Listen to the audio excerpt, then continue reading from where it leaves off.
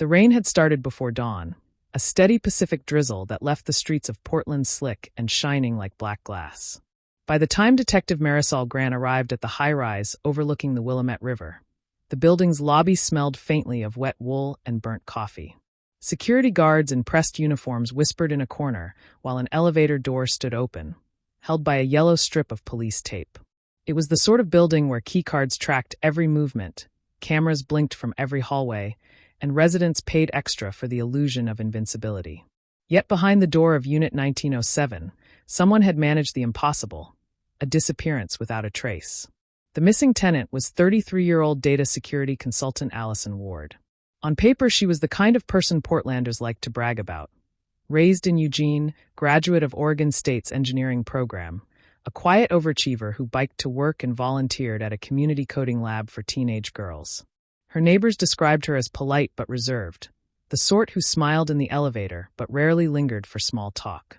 2 nights earlier, Allison had hosted a late video meeting with a client in Washington, D.C. At 9:17 p.m., she logged out of the secure conferencing system.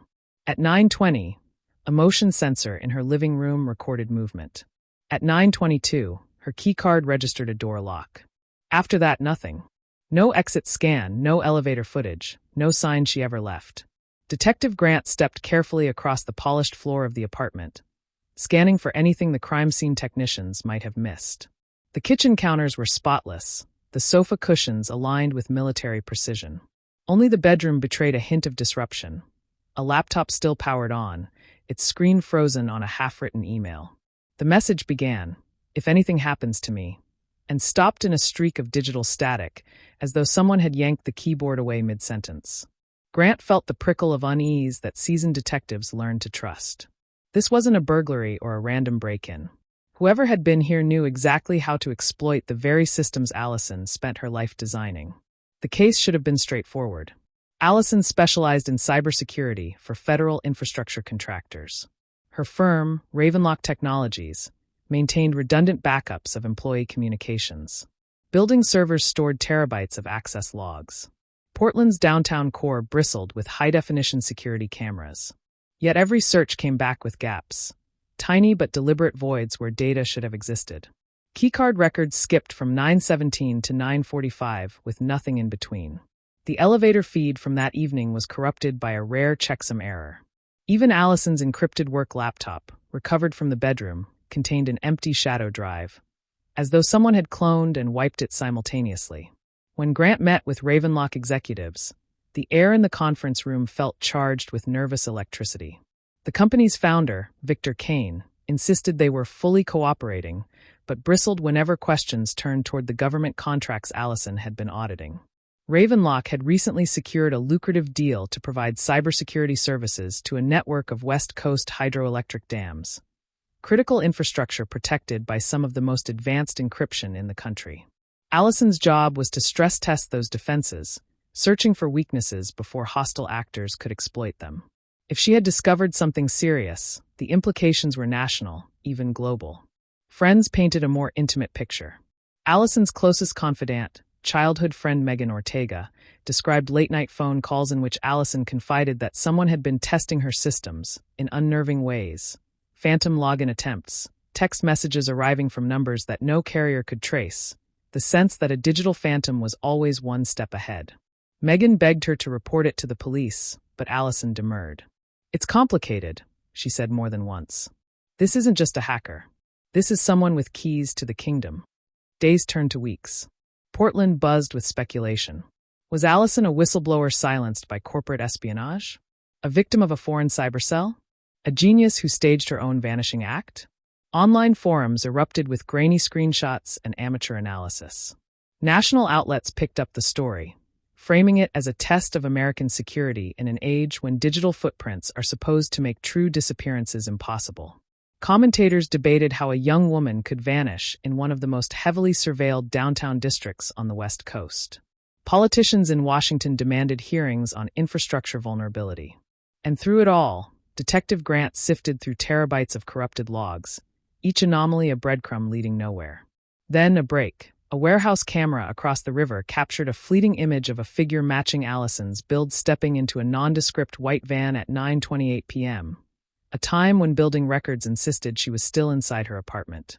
The footage was grainy, the face obscured by a hood, but the gait and height were unmistakable. The van's license plate, however, returned as unissued, a phantom registration. Grant felt the familiar tug of dread.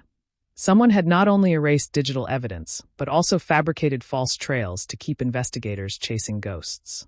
FBI cyberforensics joined the case, bringing with them advanced tools usually reserved for national security breaches. They discovered that Ravenlock's internal servers had been penetrated by a zero-day exploit so sophisticated it likely required state-level resources. Yet the intrusion had been routed through a maze of domestic proxies, suggesting an attacker who wanted to appear foreign while operating on U.S. soil. A digital matryoshka doll, each layer revealing another misdirection. As the investigation deepened, personal stakes emerged. Megan received a package with no return address, a flash drive containing a single video clip. In it, Allison appeared seated in an unknown room, pale but unharmed. She spoke in a measured voice. "If you're watching this, I'm safe for now. Do not trust the official story. The system you believe protects you is compromised from the inside." Before Megan could replay it, the file self-deleted, leaving behind only a cryptographic hash that experts later described as military-grade. Public pressure mounted. Senators demanded closed-door briefings. Cybersecurity experts warned that if someone could abduct a federal contractor while simultaneously erasing real-time surveillance across multiple jurisdictions, no American's digital identity was truly secure. News anchors reminded viewers that hydroelectric dams, power grids, and water treatment plants, all guarded by similar encryption, were potential targets. Parents who once worried about social media now wondered whether their entire electrical infrastructure could be held hostage by an invisible adversary. Detective Grant worked 16-hour days, haunted not only by the technical challenge, but by flashes of Allison's unfinished email.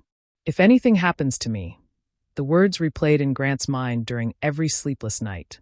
What had Allison intended to reveal? And who was determined to keep it hidden?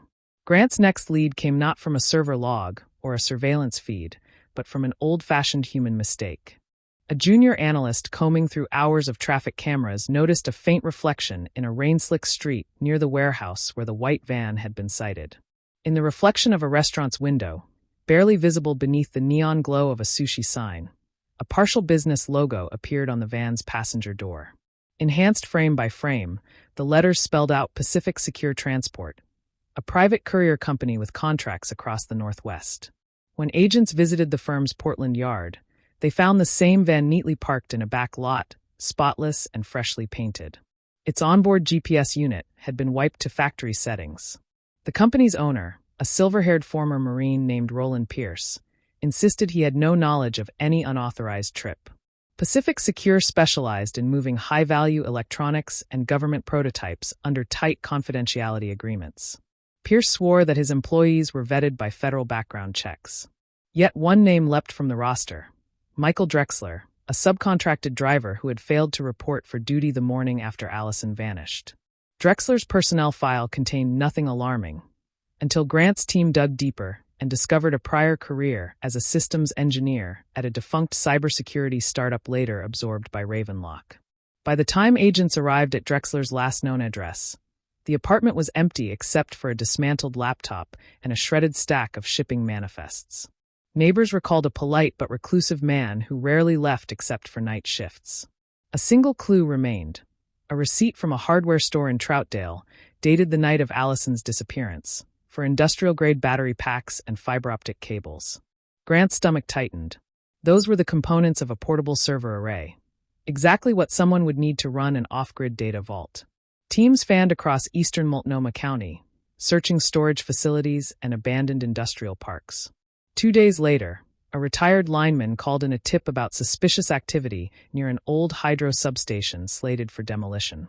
When Grant and an FBI tactical unit breached the site, they found a makeshift operations hub. Racks of servers humming beneath camouflage netting, satellite uplinks pointed skyward. And in the center of the room, bound to a chair but alive, was Allison Ward. Her eyes, ringed with exhaustion, widened when she saw Grant. "Don't shut anything down," she rasped before medics could even approach. They built a kill switch. Powering this off triggers an upload. Allison's rescue should have ended the ordeal, but in truth it marked only the beginning. Forensic analysts quickly realized that the servers weren't storing stolen data. They were mirroring live control protocols for the Columbia River hydroelectric network.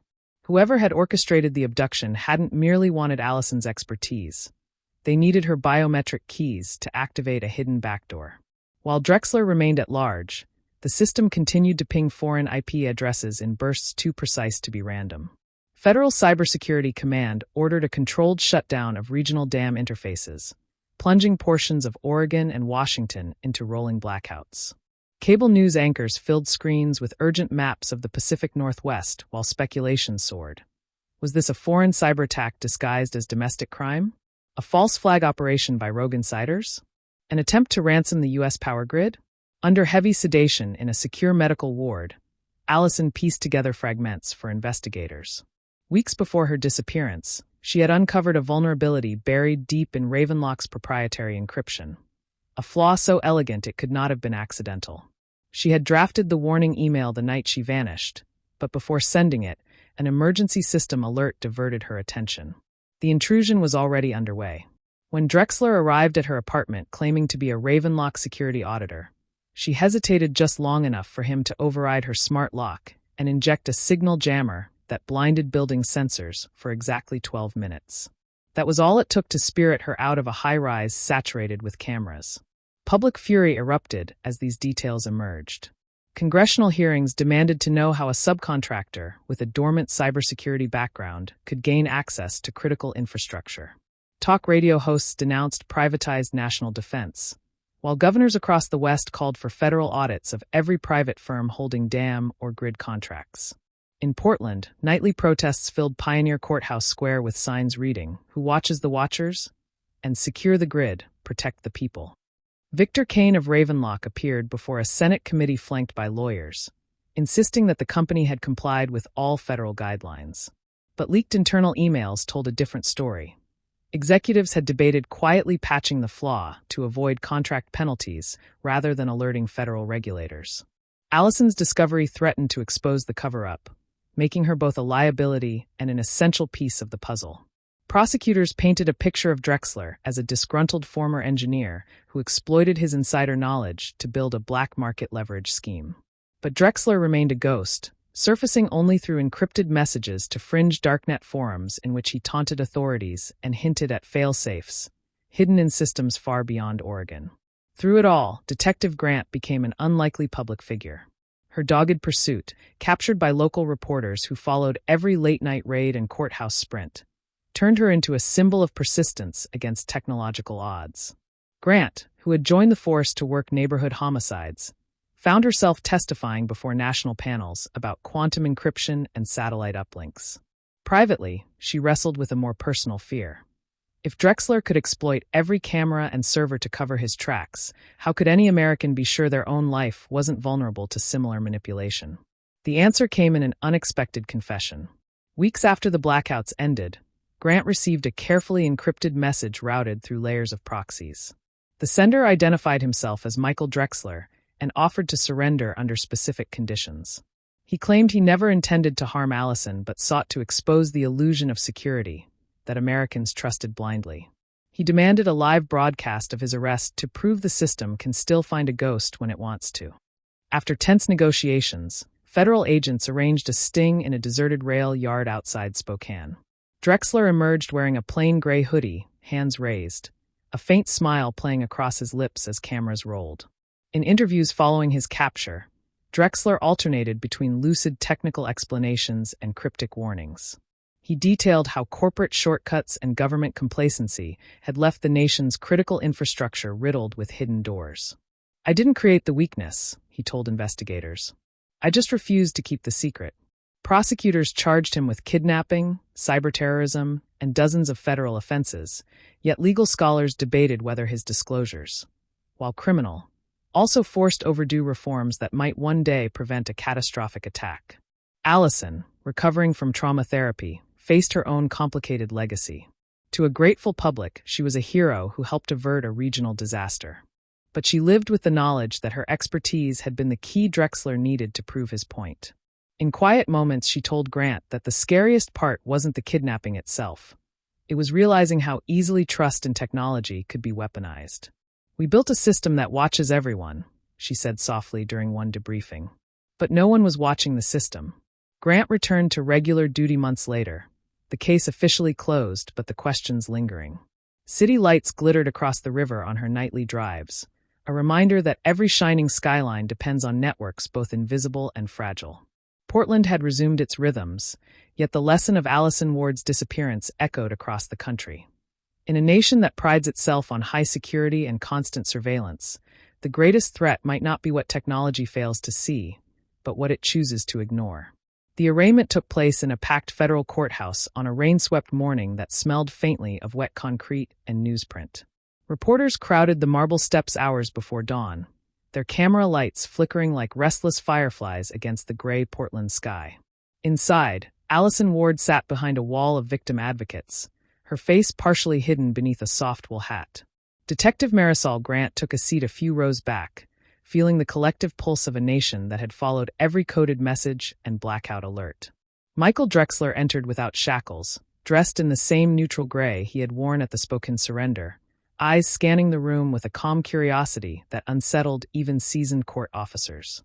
The indictment was staggering: kidnapping across state lines, cyberterrorism, unauthorized access to federal infrastructure, economic sabotage, and a litany of computer fraud charges carrying potential life sentences. Prosecutors described a meticulously planned operation aimed at demonstrating the vulnerability of America's most critical systems. Yet Drexler's defense attorney framed him not as a terrorist, but as a reluctant whistleblower who used extreme methods only after traditional channels failed. "My client exposed flaws that could have cost thousands of lives," she argued. "The government should thank him, not cage him." Televised coverage turned the proceedings into a civic spectacle. Americans who had once tuned out technical jargon found themselves debating encryption standards over dinner. Cable commentators compared the case to Edward Snowden, Chelsea Manning, and the Silk Road prosecutions, each segment framed by glossy graphics of hydroelectric dams and glowing data streams. The Department of Homeland Security released carefully worded statements assuring the public that all vulnerabilities had been patched, but leaked audit reports suggested otherwise.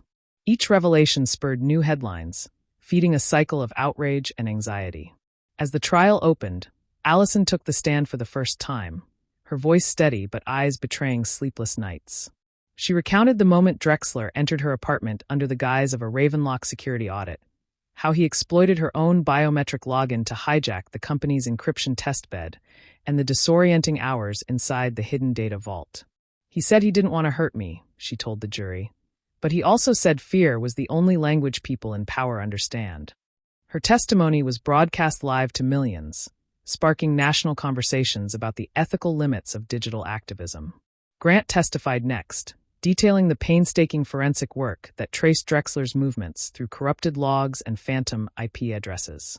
Under cross-examination, the defense sought to portray the detective as an unwitting participant in a government cover-up, suggesting that federal agencies ignored early warnings of the encryption flaw.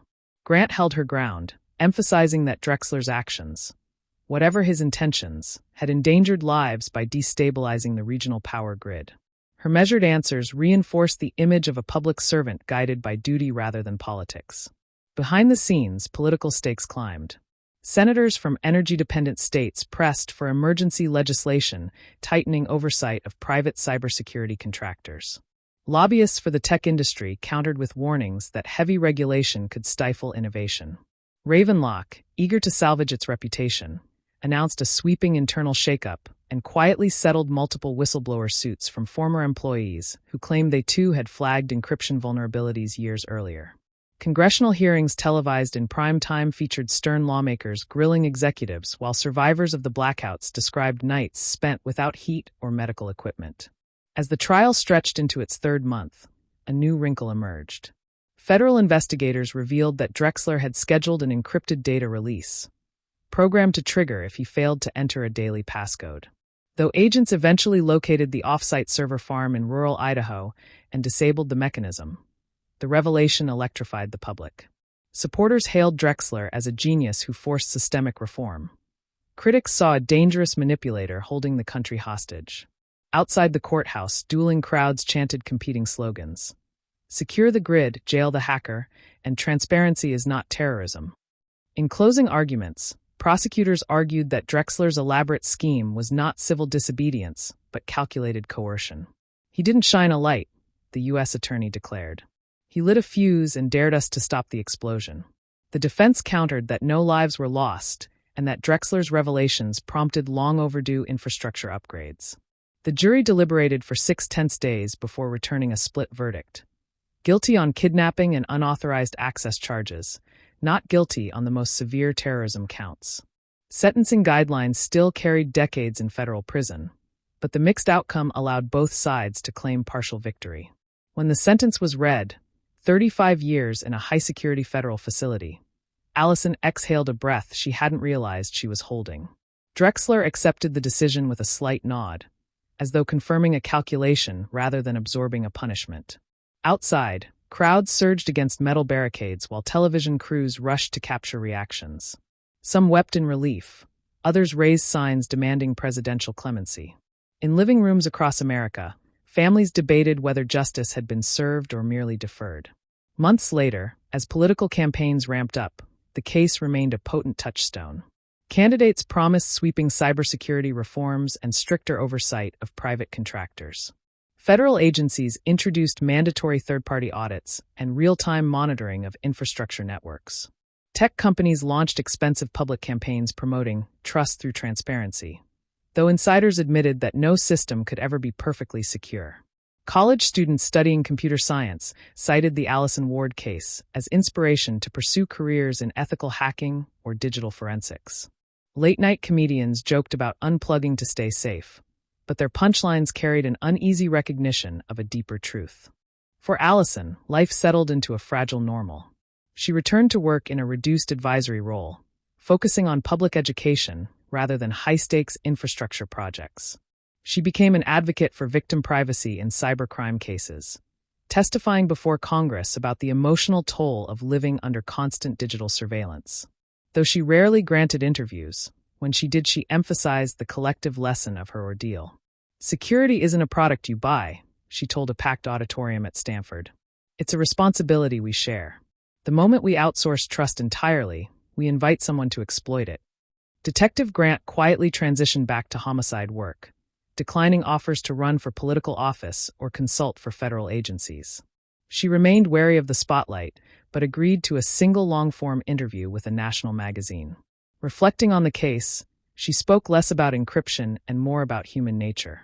Technology changes, she said, but the motives don't: greed, fear, the need to prove a point. We keep thinking new tools will protect us, and we keep forgetting they're built by people with the same old flaws. As winter settled over Portland, the city's skyline shimmered once again across the Willamette, its hydroelectric power humming steadily thanks to layers of new safeguards. Yet in quiet corners of the internet, encrypted forums still carried Drexler's final message, a phrase Allison sometimes recalled in sleepless hours. The system you believe protects you is only as strong as the people who choose to defend it. Whether intended as warning or prophecy, the words lingered like an echo beneath the steady hum of a nation still grappling with the fragile balance between security and freedom. Years slipped by, and the storm that had once dominated every headline began to disperse, though it never truly disappeared. The Drexler case entered the canon of American cautionary tales, taught in universities alongside historic cyber intrusions and landmark civil liberty debates. It lived on in law school seminars, congressional hearings, and the restless corners of social media, where encryption enthusiasts and conspiracy theorists still argued over what Drexler had really intended. By the 5th anniversary of his sentencing, Washington had passed 3 major pieces of cybersecurity legislation. The Infrastructure Protection and Resilience Act required all utilities to undergo quarterly third-party penetration tests, a direct response to Allison Ward's testimony that private contractors often buried warnings to protect profit margins. The digital whistleblower safeguard gave limited immunity to employees who exposed critical flaws through certified channels. And the Secure Grid Act allocated billions to modernize hydroelectric facilities across the Pacific Northwest. Though critics decried the measures as expensive and bureaucratic, Even skeptics admitted that the nation's electrical backbone had never been more closely monitored. Inside the towering walls of Florence ADX, Drexler adjusted to the slow physics of a life measured in routines. His lawyers filed periodic appeals, arguing that the kidnapping charge had been inflated to guarantee a conviction, but appellate courts upheld the verdict each time. Prison officials noted his near-monastic existence. Long hours in the library, meticulous exercise regimens, an uncanny ability to learn new programming languages from outdated manuals. He refused most interviews, but occasional letters to cybersecurity journals appeared under anonymous bylines, offering abstract meditations on trust and code. To supporters, these writings confirmed his genius. To victims, they read as subtle provocations from a man who still believed his message outweighed his crimes. Allison Ward remained a reluctant public figure. She moved to a quiet coastal town in Northern California, where Pacific fog softened the outlines of each day. Invitations to speak poured in from think tanks and universities, but she chose her appearances carefully, favoring small workshops where she could interact directly with students.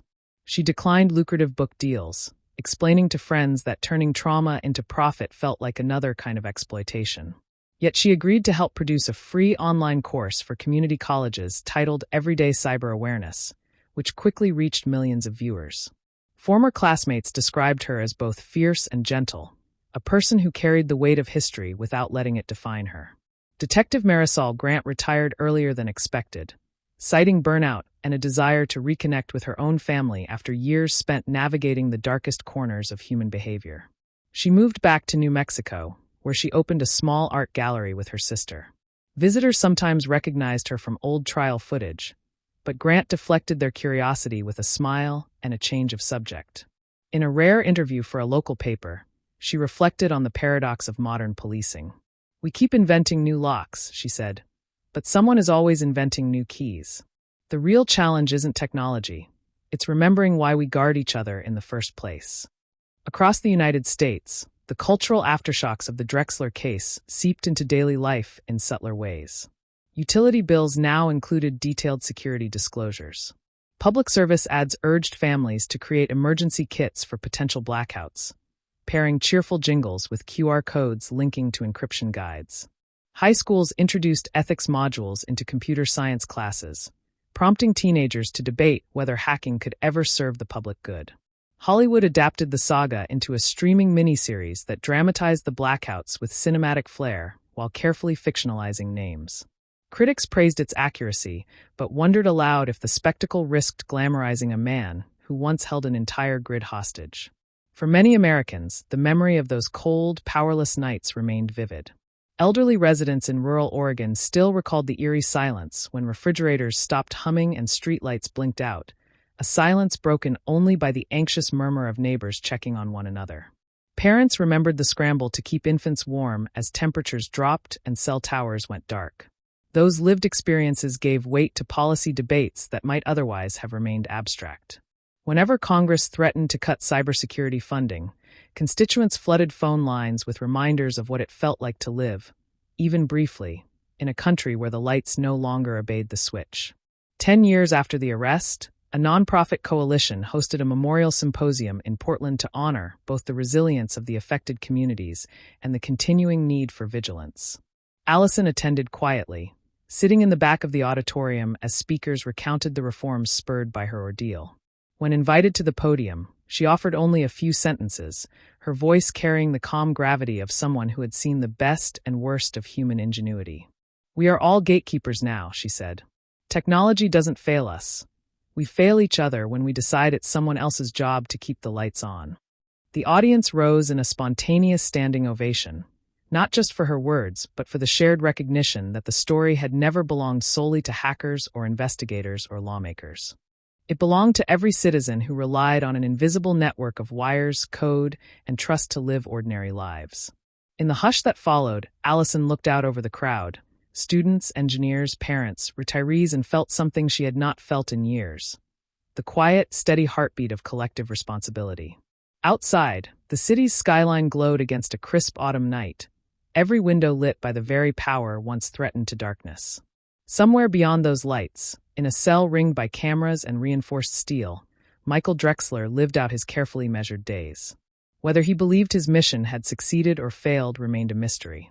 But in the hum of servers, the vigilance of regulators, and the everyday choices of millions of Americans, his actions had already carved a permanent mark, a reminder that in a nation built on connection, the most dangerous breach is not of code, but of the fragile trust that binds people to one another.